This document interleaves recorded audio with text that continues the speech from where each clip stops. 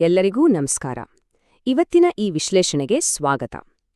ನೋಡಿ, ಆಧ್ಯಾತ್ಮಿಕತೆ ಅಂದ ತಕ್ಷಣ ಎಲ್ಲವನ್ನೂ ಬಿಟ್ಟು ಹೋಗ್ಬೇಕು ಅಂತ ಅನ್ಕೋತೀವಲ್ವಾ? ಆದ್ರೆ ಹಾಗೆಲ್ಲ ಮಾಡ್ಬೇಕಾಗಿಲ್ಲ. ನಮ್ಮ ಮನೆಯಲ್ಲೇ ನಮ್ಮ ಫ್ಯಾಮಿಲಿ ಜೊತೆ ಇದ್ಕೊಂಡೇ ಆ ಆಧ್ಯಾತ್ಮಿಕ ಶಕ್ತಿಯನ್ನ ಪಡೆಯೋಕ್ ಸಾಧ್ಯ ಇದೆಯಾ? ಬನ್ನಿ, ಇವತ್ತು ಈ ಒಂದು ಇಂಟ್ರೆಸ್ಟಿಂಗ್ ವಿಷಯದ ಬಗ್ಗೆ ಮಾತಾಡೋಣ. ಸರಿ, ಈಗ ಯೋಗಿ ಅಂತ ಹೇಳಿದ ತಕ್ಷಣ ನಮ್ಮ ಮನಸ್ಸಿಗೆ ಏನ್ ಬರುತ್ತೆ? ಸಾಮಾನ್ಯವಾಗಿ ಹಿಮಾಲಯದ ಯಾವುದೋ ಒಂದು ಗುಹೆಲಿ ಜಗತ್ತಿನಿಂದ ದೂರ ಇದ್ದು ಧ್ಯಾನ ಮಾಡೋ ಒಬ್ಬ ಸನ್ಯಾಸಿ ಅಲ್ವಾ? ಹೆಚ್ಚಾಗಿ ಇದೇ ಚಿತ್ರಣ ತಾನೇ ನಮಗೆಲ್ಲ ಬರೋದು. ಆದ್ರೆ ನಾವಿವತ್ತು ನೋಡ್ತಿರೋ ಮೂಲಗ್ರಂಥ ಇದೆಯಲ್ಲ, ಅದು ಒಂದು ಸಂಪೂರ್ಣವಾಗಿ ಬೇರೆ ಕಲ್ಪನೆಯನ್ನ ನಮ್ಮ ಮುಂದಿಡುತ್ತೆ. ಅದೇನಪ್ಪಾ ಅಂದ್ರೆ, ನಿಜವಾದ ಯೋಗ ಸಾಧನೆಗೆ ದೊಡ್ಡ ದೊಡ್ಡ ಪರ್ವತಗಳ ಶಿಖರವೇ ಬೇಕಾಗಿಲ್ಲ, ಬದಲಿಗೆ ನಮ್ಮ ಮನೆಯ ವಾತಾವರಣವೇ ಸಾಕು ಅಂತ ಹೇಳುತ್ತೆ. ಹೌದು, ಇದನ್ನೇ ಗೃಹಸ್ಥ ಯೋಗ ಅಂತ ಕರೆಯೋದು. ನೋಡಿ, ಇದು ಇವತ್ತು ನಿನ್ನೆ ಬಂದಿರೋ ವಿಷಯನೇ ಅಲ್ಲ. ನಮ್ಮ ಪ್ರಾಚೀನ ಮಹಾನ್ ಋಷಿಮುನಿಗಳನ್ನೇ ನೋಡೆ. ವಸಿಷ್ಠರು, ಅವರಿಗೆ 100 ಜನ ಮಕ್ಕಳಿದ್ರು. ಅತ್ರಿ ಮಹರ್ಷಿಗಳು, ಜಮದಗ್ನಿ, ಯಾಜ್ಞವಲ್ಕ್ಯ ಇವರೆಲ್ಲರೂ ಕೂಡ ಗೃಹಸ್ಥರಾಗೇ ಇದ್ವೋರು.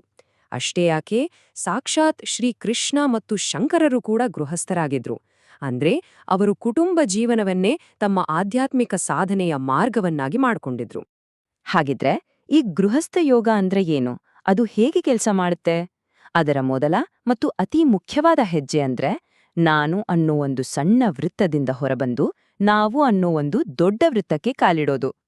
ಯೋಚನೆ ಮಾಡಿ, ಒಬ್ಬ ವ್ಯಕ್ತಿ ಒಂಟಿಯಾಗಿದ್ದಾಗ ಅವನ ಪ್ರಪಂಚ ಹೇಗಿರುತ್ತೆ? ಅದು ಅವನ ಸುತ್ತನೇ ಗಿರ್ಕಿ ಹೊಡಿತಿರುತ್ತೆ. ನನ್ನೂಟ, ನನ್ನ ಬಟ್ಟೆ, ನನ್ನ ಖುಷಿ ಎಲ್ಲವೂ ನಾನು, ನನ್ನದು ಅನ್ನೋದ್ರಲ್ಲಿ ಮುಗ್ದೋಗುತ್ತೆ. ಆದ್ರೆ ಮದುವೆ ಆದಾಗ ಏನಾಗುತ್ತೆ? ಆ ವೃತ್ತ ಇದೆಯಲ್ಲ, ಅದು ಸ್ವಲ್ಪ ದೊಡ್ಡದಾಗುತ್ತೆ. ಆಗ ತನ್ನ ಸುಖಕ್ಕಿಂತ ಸಂಗಾತಿಯ ಅಗತ್ಯಗಳಿಗೆ ಹೆಚ್ಚು ಬೆಲೆ ಕೊಡೋದನ್ನ ಕಲಿತಾನೆ. ಇಲ್ಲಿಂದ ಶುರುವಾಗುತ್ತೆ ನೋಡಿ ನಾನು ಅನ್ನೋದು ನಾವು ಆಗೋ ಪ್ರಯಾಣ. ಆಮೇಲೆ ಮಕ್ಕಳು ಬಂದಾಗಂತೂ ಈ ಭಾವನೆ ಇನ್ನೂ ಆಳವಾಗತ್ತ ಅಲ್ವಾ? ಒಬ್ಬ ತಂದೆ ತನ್ಗೋಸ್ಕರ ಅಂತ ತಂದ ಸ್ವೀಟ್ಸನ್ನ ತಾನು ತಿನ್ನಲ್ಲ, ಬದಲಿಗೆ ಅದನ್ನ ಮಕ್ಳಿಗ್ ಕೊಟ್ಟು ಅವರು ಖುಷಿ ಪಡೋದನ್ನೋಡಿ ಸಂತೋಷ ಪಡ್ತಾನೆ. ಇಲ್ಲಿ ಸ್ವಾರ್ಥ ಅನ್ನೋದು ಸಂಪೂರ್ಣವಾಗಿ ಕರಗಿ ಸೇವೆಯ ರೂಪವನ್ನ ಪಡೆದುಕೊಳ್ಳುತ್ತೆ. ಈ ಒಂದು ವಿಸ್ತರಣೆಯ ಪ್ರಕ್ರಿಯೆ ಇದೆಯಲ್ಲ, ಇದಕ್ಕೆ ನಮ್ಮ ಗ್ರಂಥಗಳಲ್ಲಿ ಒಂದು ಅದ್ಭುತವಾದ ಪದ ಇದೆ. ಅದೇ ಆತ್ಮೀಯತೆ. ಆತ್ಮೀಯತೆ ಅಂದ್ರೆ ತನ್ನನ್ನೇ ಬೇರೆಯವರಲ್ಲಿ ಕಾಣೋದು. ಈ ಭಾವನೆ ಮೊದಲು ಶುರುವಾಗೋದು ಮನೆಯಿಂದ. ಆಮೇಲೆ ನಿಧಾನವಾಗಿ ಅಕ್ಕಪಕ್ಕದವರು, ನಮ್ಮ ಸಮುದಾಯ, ನಮ್ಮ ದೇಶ, ಹೀಗೆ ಇಡೀ ಸೃಷ್ಟಿಯವರೆಗೂ ಬೆಳೆಯುತ್ತೆ. ನಿಜ ಹೇಳ್ಬೇಕಂದ್ರೆ ಇದೇ ಆಧ್ಯಾತ್ಮಿಕ ಪ್ರಗತಿಯ ನಿಜವಾದ ರಹಸ್ಯ. ಸರಿ, ಹಾಗಿದ್ರೆ ನಮ್ಮ ಮನೆಯನ್ನ ನಾವು ಹೇಗೆ ನೋಡ್ಬೇಕು? ಸಾಮಾನ್ಯವಾಗಿ ಮನೆ ಅಂದ್ರೆ ಜಗಳ, ವಾದ ವಿವಾದ ಅಂತ ಅನ್ಕೋತೀವಿ. ಆದ್ರೆ ಅದನ್ನ ಬಿಟ್ಟು ಮನೆಯನ್ನೇ ಒಂದು ಆಧ್ಯಾತ್ಮಿಕ ಟ್ರೈನಿಂಗ್ ಸೆಂಟರ್ ಆಗಿ ನೋಡೋದು ಹೇಗೆ? ಬನ್ನಿ, ಈಗ ಅದ್ರ ಬಗ್ಗೆ ಮಾತಾಡೋಣ. ಇಲ್ನೋಡಿ, ಎಷ್ಟು ಅದ್ಭುತವಾದ ಮಾತಿದೆ. ಪ್ರೀತಿ, ತ್ಯಾಗ ಮತ್ತೆ ಸೇವೆ, ಇದನ್ನೆಲ್ಲ ಪ್ರಾಕ್ಟೀಸ್ ಮಾಡಕ್ಕೆ ನಮ್ಮ ಮನೆಗಿಂತ ಒಳ್ಳೆ ಲ್ಯಾಬೋರೇಟರಿ ಇನ್ನೊಂದಿಲ್ಲ. ನಿಜ ಅಲ್ವಾ? ನೋಡಿ, ಒಂದು ಕುಟುಂಬದಲ್ಲಿ ಮೂಲಭೂತವಾಗಿ 2 ಥರದ ಮನಸ್ಥಿತಿಗಳಿರ್ತವೆ.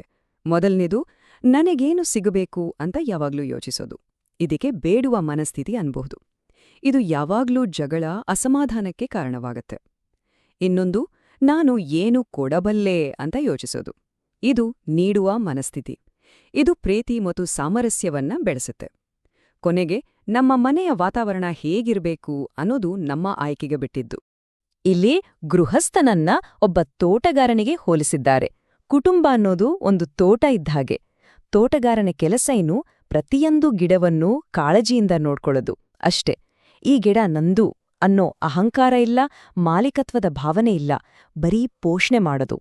ಅದೇ ಗೃಹಸ್ಥನ ನಿಜವಾದ ಕರ್ತವ್ಯ. ಸರಿ, ಇಷ್ಟೊತ್ತು ನಾವು ಫಿಲಾಸಫಿ ಬಗ್ಗೆ ಮಾತಾಡಿದ್ವಿ. ಈಗ ಇದನ್ನೆಲ್ಲ ನಮ್ಮ ಡೈಲಿ ಲೈಫ್ಗೆ ಹೇಗೆ ಅಪ್ಲೈ ಮಾಡೋದು? ಅಂದ್ರೆ ಆಕ್ಷನ್ಗೆ ಇಳಿಯೋದು ಹೇಗೆ? ಬನ್ನಿ ನೋಡೋಣ. ಇದಕ್ಕೊಂದು ಸಿಂಪಲ್ ಮಂತ್ರ ಇದೆ. ಅದನ್ನ ಒಂದು ದೃಢ ಸಂಕಲ್ಪದ ಹಾಗೆ ಅಳವಡಿಸ್ಕೊಳ್ಬಹುದು. ಈ ಕುಟುಂಬ ನನ್ನ ಪ್ರಾಕ್ಟೀಸ್ ಫೀಲ್ಡ್. ಈ ಕುಟುಂಬದ ಸದಸ್ಯರಿಗೆ ನಾನು ಮಾಡೋ ಸೇವೆಯೇ ನನ್ನ ಪೂಜೆ. ಅವರ ಬೆಳವಣಿಗೆಯೇ ನನ್ನ ಆಧ್ಯಾತ್ಮಿಕ ಪ್ರಗತಿ. ನಾನೀ ಮನೆಯ ಸೇವಕನೇ ಹೊರತು ಮಾಲೀಕನಲ್ಲ. ಈ ಒಂದು ಭಾವನೆಯನ್ನ ಪ್ರತಿದಿನ ಮನಸ್ಸಿನಲ್ಲಿಟ್ಕೊಂಡ್ರೆ ಸಾಕು, ನಮ್ಮ ಇಡೀ ಪರ್ಸ್ಪೆಕ್ಟಿವೇ ಚೇಂಜ್ ಆಗ್ಬಿಡುತ್ತೆ. ಇದರ ಜೊತೆಗೆ ರಾತ್ರಿ ಮಲಗೋಕೆ ಮುಂಚೆ ಒಂದು 4 ಸ್ಟೆಪ್ಸ್ನ ಪ್ರಾಕ್ಟೀಸ್ ಮಾಡಬಹುದು. 1. ಇವತ್ತಿನ ದಿನದಲ್ಲಿ ನಾನೆಲ್ಲಾದ್ರೂ ಸ್ವಾರ್ಥದಿಂದ ವರ್ತಿಸಿದ್ನಾ? ನನ್ನಿಂದೇನಾದ್ರೂ ತಪ್ಪಾಯ್ತಾ ಅಂತ ಹುಡುಕೋದು. 2. ತಪ್ಪನ್ನ ಒಪ್ಕೊಳ್ಳೋದು. ಯಾವುದೇ ಸಬೂಬು ಕೊಡದೆ ಹೌದು ನನ್ನಿಂದ ತಪ್ಪಾಗಿದೆ ಅಂತ ಒಪ್ಕೊಡೋದು. 3. ಅದಕ್ಕೋಸ್ಕರ ಪ್ರಾಮಾಣಿಕವಾಗಿ ಪಶ್ಚಾತ್ತಾಪ ಪಡೋದು. ಮತ್ತು ಕೊನೆಯದಾಗಿ 4ನೇ ಸ್ಟೆಪ್, ನಾಳೆ ಇದನ್ನ ಸರಿಪಡಿಸ್ಕೊಳ್ತೀನಿ ಅಂತ ದೃಢವಾಗಿ ಸಂಕಲ್ಪ ಮಾಡೋದು. ಇದು ತುಂಬಾನೇ ಪವರ್ಫುಲ್ ಆದ ಒಂದು ಅಭ್ಯಾಸ. ಕೊನೆಯದಾಗಿ ಈ ಎಲ್ಲ ವಿಶ್ಲೇಷಣೆಯ ಸಾರಾಂಶ ಏನ್ ಗೊತ್ತಾ? ಎಲ್ಲವೂ ನಮ್ಮ ಆಯ್ಕೆಯಲ್ಲೇ ಇದೆ. ನಮ್ಮ ಮನೆಯನ್ನ ಸ್ವರ್ಗ ಮಾಡ್ಕೊಳ್ಳೋದೋ ಅಥವಾ ನರಕ ಮಾಡ್ಕೊಳ್ಳೋದೋ ಅದು ನಮ್ಗೆ ಬಿಟ್ಟಿದ್ದು. ನೋಡಿ, ಈ ಆಯ್ಕೆ ಎಷ್ಟು ಸರಳವಾಗಿದೆ.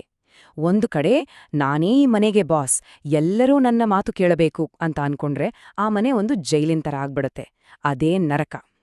ಮತ್ತೊಂದು ಕಡೆ ನಾನೀ ಮನೆಯ ಸೇವಕ, ಎಲ್ಲರನ್ನೂ ಪ್ರೀತಿಯಿಂದ ನೋಡ್ಕೊಳ್ಳೋದು ನನ್ನ ಕರ್ತವ್ಯ ಅಂತ ಅನ್ಕೊಂಡ್ರೆ ಅದೇ ಮನೆ ನಮಗೆ ಮುಕ್ತಿ ಕೊಡೋ ದಾರಿಯಾಗುತ್ತೆ, ಅದೇ ಸ್ವರ್ಗ.